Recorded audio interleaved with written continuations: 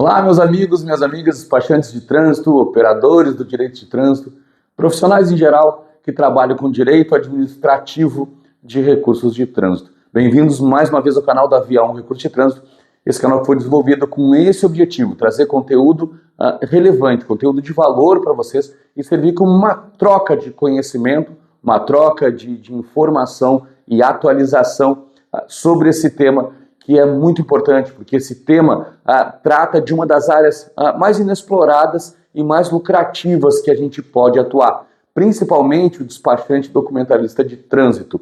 Então, hoje eu estou trazendo para vocês aqui uma aula sobre multa NIC. E isso é muito importante porque várias empresas, como vocês sabem, têm frotas de veículos no seu nome, no nome da pessoa jurídica, e esses veículos, quando flagrados cometendo uma infração sem abordagem, e quando a empresa não apresenta o condutor no prazo de 30 dias, a multa vem dobrada para essa empresa.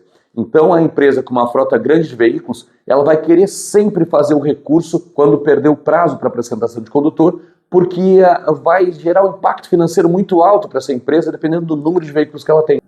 Por isso, é tão importante o entendimento sobre a multa NIC e o conhecimento de como fazer esse recurso e chegar à anulação desse processo administrativo. Vem comigo.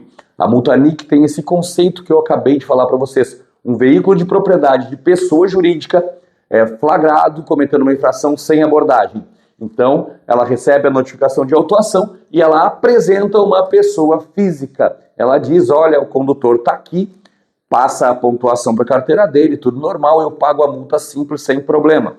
Porque se ela não fizer, se a empresa não apresentar esse condutor em 30 dias, a multa vem dobrada, o valor da multa vem dobrado. Qual é a previsão? Onde é que está prevista a multa NIC? Está prevista no 257, parágrafo 8º do CTB. É lá que diz o seguinte: veículo de propriedade de uma empresa flagrado cometendo uma infração sem a abordagem, ela deve apresentar um condutor no prazo de 30 dias da notificação, sob pena de receber a multa dobrada. O que o CTB quer com isso? O CTB quer aplicar as duas punições. Ele quer aplicar a multa, ele quer aplicar a pontuação. Como ele não pode aplicar a pontuação para uma pessoa jurídica, o que ele traz no 257? Ele diz, pessoa jurídica, me apresenta um condutor para que eu possa aplicar também a segunda penalidade, que é a pontuação. Porque se tu não fizer isso, eu vou dobrar o valor da multa e tu vai ser coagido a me apresentar esse condutor. Essa é a intenção do CTB na previsão 257, então a empresa apresenta lá o seu funcionário que dirigiu o veículo naquele momento e ele vai receber a pontuação, vai responder o processo por ter cometido essa infração. Qual é a exigência para que esse processo da multa NIC seja válida? A principal delas, a dupla notificação. O que quer dizer isso? A empresa, mesmo sendo pessoa jurídica, proprietária do veículo, ela tem que receber as duas notificações. Notificação de autuação e notificação de penalidade.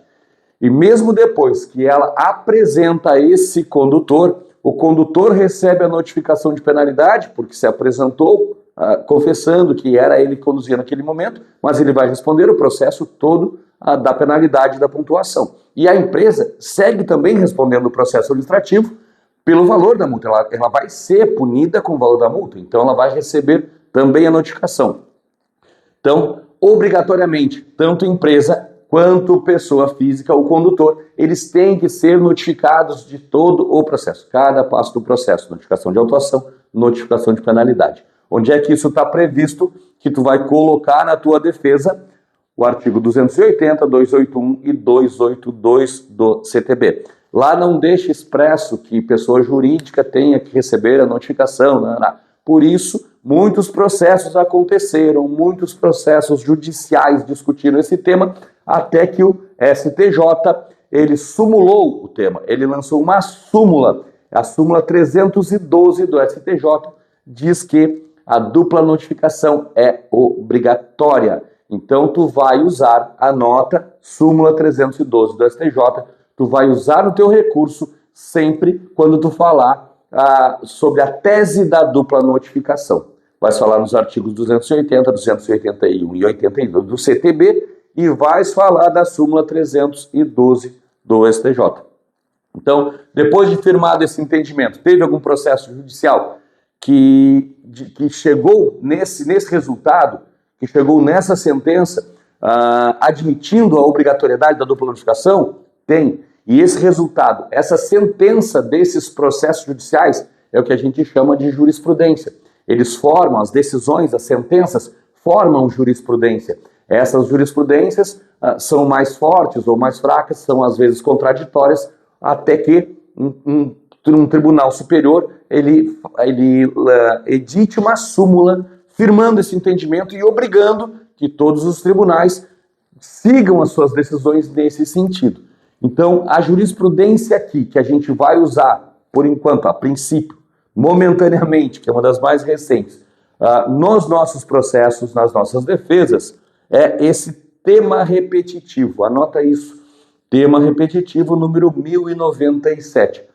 Sandro, mas eu preciso estudar direito, entender sobre jurisprudência, é um processo administrativo. Não, tu não precisa estudar direito, mas é importantíssimo que tu aplique jurisprudência no teu recurso administrativo, porque aquele funcionário competente para julgar esse recurso, aquela pessoa lá no Detran, aquela pessoa lá na PRF que está julgando, o membro da Jari que vai estar julgando o teu recurso, ele vai estar lendo lá e tu vai dizer para ele, olha só, eu quero a nulidade por isso, por essa tese, que seria a tese da falta da dupla notificação. E os tribunais já estão entendendo em processos judiciais que isso é obrigatório. E o STJ já sumulou na súmula 312 que é obrigatória a dupla notificação.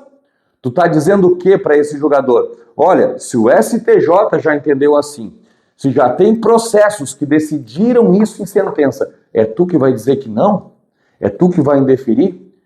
Para isso serve a jurisprudência, para isso serve o processo administrativo, teses judiciais inseridas no teu processo administrativo, para tu afirmar a autoridade do que tu está falando, para tu dizer, não é o julgador da Jari que vai dizer que não é obrigatória a dupla notificação, se eu estou provando na minha petição, no meu recurso, que o STJ já decidiu que é obrigatório e que tem sentença a favor desse tema.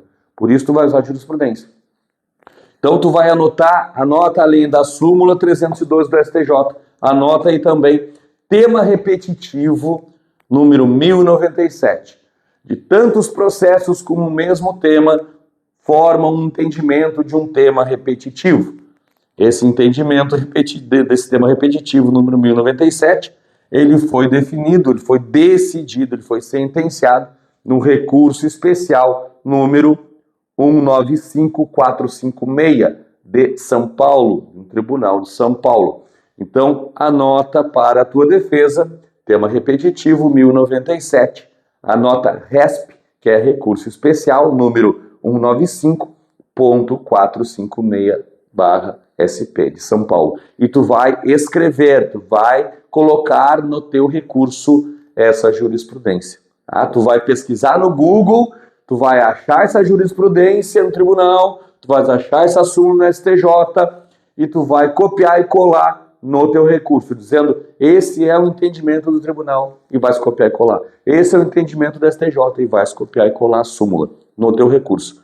Então, a tua defesa, pessoal, a defesa vai ser com base na tese da falta da dupla notificação, pedindo a nulidade do processo. Além disso, tu vai alegar na tua defesa que o princípio do devido processo legal não foi respeitado.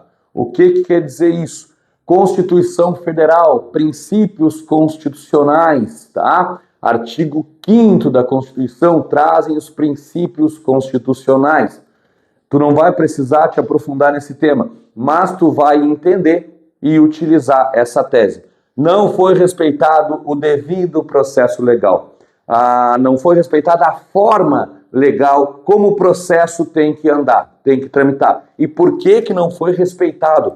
Porque não houve nesse processo o contraditório, não houve respeito ao contraditório e respeito à ampla defesa, que também são princípios constitucionais.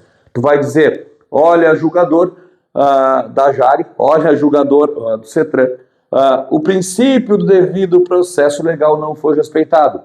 Porque quando faltou dupla notificação, o meu cliente não teve direito ao contraditório, ele não pôde se defender porque não foi notificado. E ele não teve direito à ampla defesa, não pôde fazer a defesa como deveria porque não foi notificado. Então tu vai alegar isso na tua defesa. Vais pedir a anulação da multa e a nulidade do processo administrativo. Anulação da multa e nulidade do processo por falta da dupla notificação, com base na súmula 312 do STJ e no tema repetitivo 1097 do RESP, baseado no RESP 95456.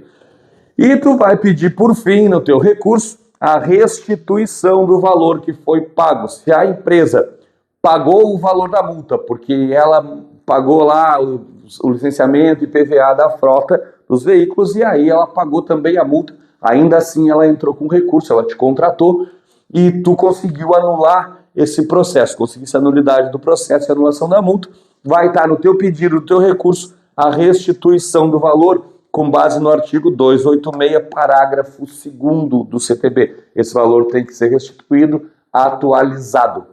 Pessoal, então, essa foi uma breve aula, foi uma aula resumida sobre o que é a NIC, qual é a previsão legal dela, a exigência fundamental para que esse processo possa tramitar nos órgãos de trânsito, as jurisprudências que tu tem que usar no teu recurso, e é muito importante. Esse é o objetivo central desse projeto, é trazer ao despachante de trânsito o hábito de aplicar essas jurisprudências, esse entendimento legal um pouco mais apurado, para que o julgador lá da JARE, do CETRAN, o julgador dos órgãos de trânsito, eles vejam que tu entende daquele assunto, e tu trazendo essa jurisprudência, ele vai ver que caso ele indefira e o processo vá para a esfera judicial, o Detran vai acabar perdendo, os órgãos de trânsito vão acabar perdendo, porque já tem entendimento fixado já sobre isso. Então aumenta e muito a chance de deferimento do nosso recurso.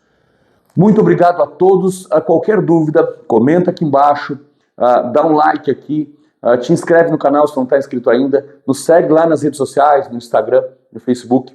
E não esquecendo que dia 4 de novembro, às 20 horas, vai acontecer a imersão Despachante 10K, onde eu vou tentar passar para vocês o máximo de conteúdo possível para que vocês possam sair dali já fazendo com segurança os seus recursos de trânsito, aumentando o número de clientes, aumentando o faturamento e combatendo ilegalidade e arbitrariedade dos órgãos de trânsito. Um grande abraço a todos, um ótimo trabalho e vamos faturar.